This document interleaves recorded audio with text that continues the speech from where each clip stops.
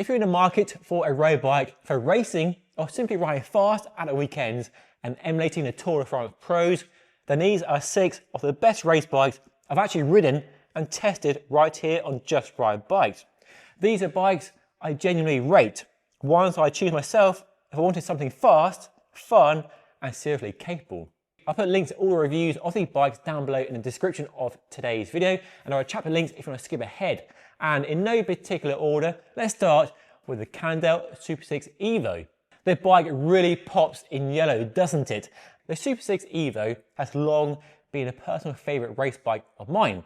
Ever since it launched way back in 2012, and I still own that original bike, it's been a fantastic bike. Lightweight, stiff, great geometry, fantastic handling, just rides like a dream. And the latest version brings impressive aerodynamics to the table as well. And like many bikes in today's video, it's trying to be a lightweight aero all-rounder, not a pure lightweight climbing bike and neither a pure aero race bike. The SuperSix Evo isn't the absolute lightest in the world, an 810 gram frame and a 7 kilo full build, so not as light as a Tarmac SL8 or other bikes in today's video, but it's definitely one of the most aero bikes you can buy that's still reasonably lightweight. And if you do want a lightweight SuperSix Evo, there's always a Lab 71 if you have deep pockets to afford that high-end version. And testing by Tour magazine, which tests all bikes in the wind tunnel, the SuperSix Evo is definitely up there with the best, most aero and lightweight all-rounders. And comfort is pretty good as well.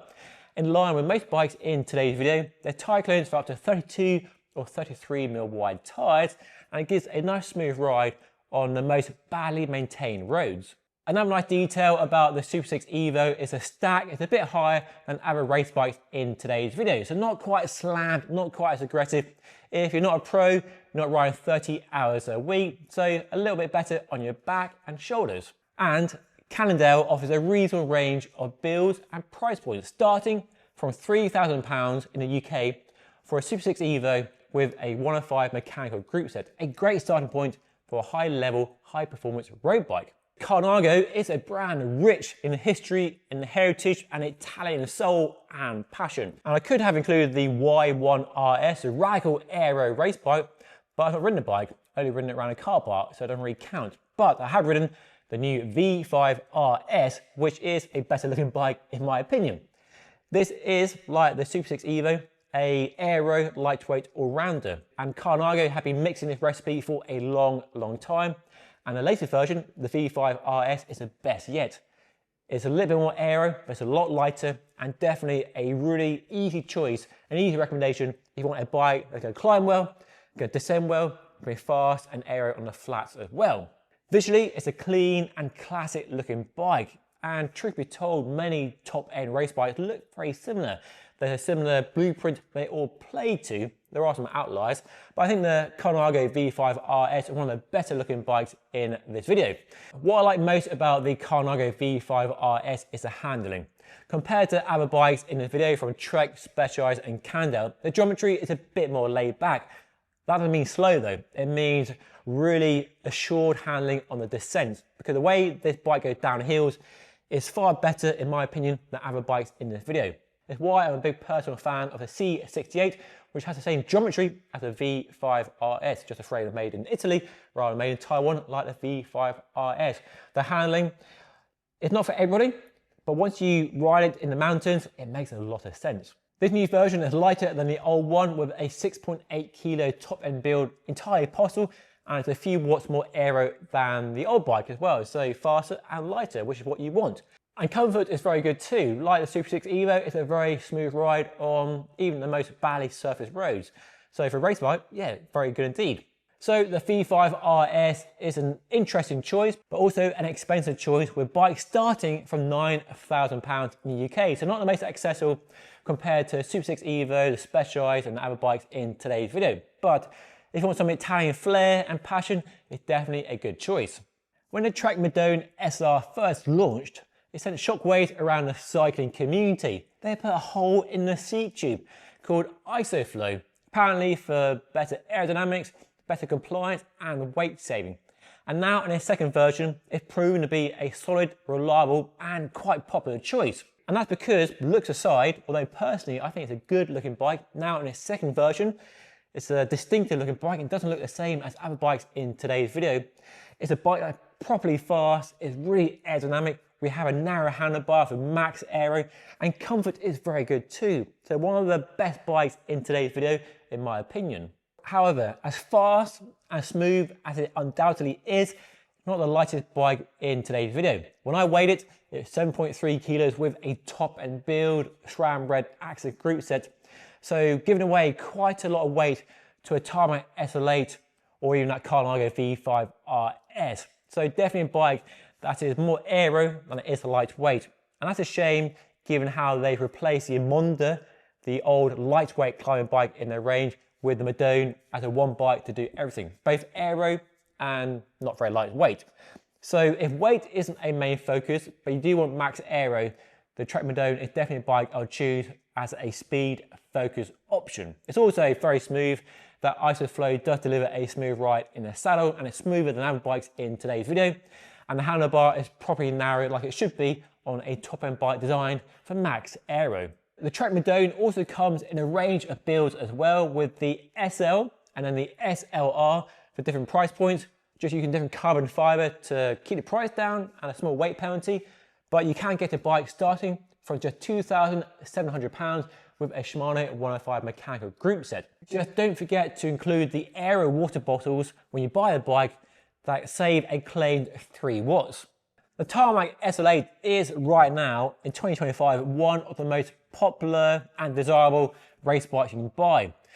Specialized, as we all know, are very, very popular indeed, and while the prices are higher and the value for money isn't always as good as other brands like Giant and Canyon, they do make really good bikes, and the Tarmac SL8 is one of the best of this breed of a lightweight and aero bike, because it's both very aero and also very lightweight as well. In independent testing, the aero claims definitely stack up very well, and the weight of the frame and a complete bike is very impressive indeed. A top-end build with Shimano Durate Di2 is about 6.7 kilos, so one of the lightest bikes in today's video. Then there's the ride quality, the smoothness, the responsiveness, the stiffness, all very good too. Perhaps not the stiffest bike for powerful sprinters in this video. I would go for the Trek or the SuperSix Evo if you are a big, powerful sprinter. But if you are a lighter weight rider and want a smooth ride and refined handling and don't mind not having the ultimate stiffness level, then the SL8 is definitely a bike I would recommend. The big downside with Specialized is the prices are high, and the value for money is not nearly as good as a Giant or a Canyon. And in the UK, the cheapest SL8 is £5,500 with the old generation SRAM Rival Axis group set. So you are paying a premium having that Specialized logo on a down tube. But that doesn't put a lot of people off, because I see out there lots of people riding the SL8. It's not an obvious choice, but it is a good choice, a bike that delivers a lot of performance for quite a lot of money. When it comes to value for money, Giant is a brand that's hard to beat, and the Propel is a fantastic aero lightweight race bike. Giant still has the TCR, the classic lightweight climbing bike, but Propel is a bike to choose if you want to ride fast.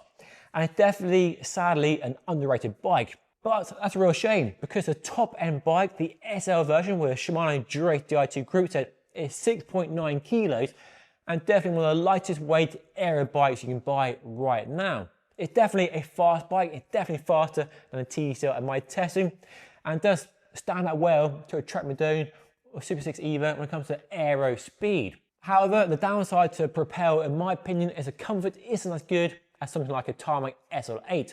That focus on aerodynamics and the big, obvious tube profiles of the frame do trade in some comfort and compliance when riding over rough roads. Like most bikes, there's space for wide tyres, so you can go to a 32mm wide tyre and get more comfort that way. But if you're looking for a smooth bike, the Propel wouldn't be my choice. But if you want a great value package and you're not put off by the brand snobbery that is an issue with Giant, then you are getting a lot of bike, a fast bike for your money. Because a bike with a Shimano 105 mechanical group set starts for just £3,000, so a lot of speed for £3,000. Like Giant, Canyon offers 2 choices in the road bike category. There's the Ultimate, the lightweight version, and the Aeroad, the aero bike. They haven't done the one bike to rule them all just yet, but the Aeroad is now light enough to be considered a lightweight aero all-rounder, like a Tarmac or a Trek Madone. And it's good enough for Mathieu van der Poel. He only races the Aeroad CFR in all stages, in all races around the world. So if it's good enough for him, it's definitely good enough for us. And I ran the Just Ride Bike test track, one of the fastest bikes I've yet ridden. And definitely in my experience and in my testing, faster than the Tarmac, the SuperSix Evo and the Giant Propel. So definitely a very fast bike. It's not the lightest bike compared to the Colnago V5RS or the Specialized Tarmac SL8, weighing about 7 kilos for a top-end build, but it also offers great handling as well. Definitely on the quick side, nice and responsive, fast steering, and comfort is pretty good as well.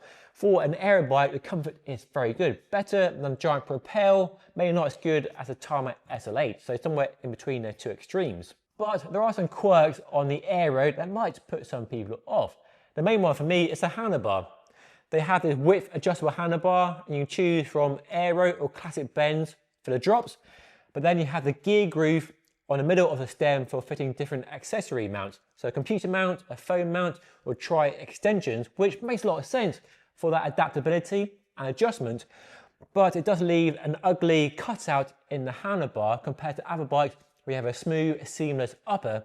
And Mathieu van der Poel and the rest of the Alpecin team are not using this handlebar. They have the old handlebar with the 3D printed mount underneath the stem, which looks way cleaner in my opinion. But that aside, it's still a fantastic bike that's fast, it's smooth, great handling, really planted on the descents, and fast enough for most people on the climbs, if not a climbing monkey. And it's a bike that performs well at every price point too, as I found out when I compared a top end and an entry-level Aeroad in a video linked above in case you didn't see it. But it's not the cheapest bike in today's video because prices start at £4,000 with a Shimano 105 Di2 group set. So not quite as cheap or accessible as the Giant, the Trek, or other bikes in today's video. And whichever bike you choose, you won't be disappointed. And I really mean that. They are all performing on a very high level, but there are differences in specification and approach that might sway you to one bike over the other. Whether it's the low weight of the SL8 or the Aero of the Aeroad. You might like the adjustable handlebar of the Aeroad or prefer the narrow handlebar of the Trek Madone SLR, or the hole in the seat tube of that Madone might put you off it entirely and steer you towards the classic looks of the Colnago V5RS. And if you're wondering what bike I would choose out of these 6 bikes, you're looking for my opinion on the best bike, well, neither is the best, they're all different. So for me, the SL8 really appeals for the low weight. I love the low weight of that bike, but the prices of the Specialized are high, the value isn't great. And that's where Giant definitely comes in with great value for money, but they're not as desirable or appealing as other bikes. The Trek Madone, I like the look of. I think it's a fantastic looking bike, but the ISOFlow, the hole in the seat tube, isn't for everybody. But I do like the narrow handlebar, which takes some getting used to, but it's definitely very aero, and it's a wide range of price points available too. I love the Aeroad, one of the fastest bikes in the video, but the handlebar personally puts me off. The Colnago is definitely an appealing bike, it rides extremely well, but the price is very high, so not the most accessible bike in this video, and for me, the Italian-made C68 is more appealing, which probably leaves the SuperSix Evo as a bike I would potentially choose if I'm buying one of these 6 bikes. A bike that's fast, it's lightweight, it looks good, comes in a reasonable range of price points and specification options, and it's a bike I'll be happy to ride, as happy as my 10-year-old version I still own. So, those are my opinions and thoughts on some of the best road race bikes you can buy right now. Let me know what you think of the video and the bikes I've included and which ones I've missed. I'm sure you'll be letting me know which bikes I've missed by dropping a comment down below. And if you want to watch my review of the SuperSix Evo to find out why it's so good, then watch the video right up here.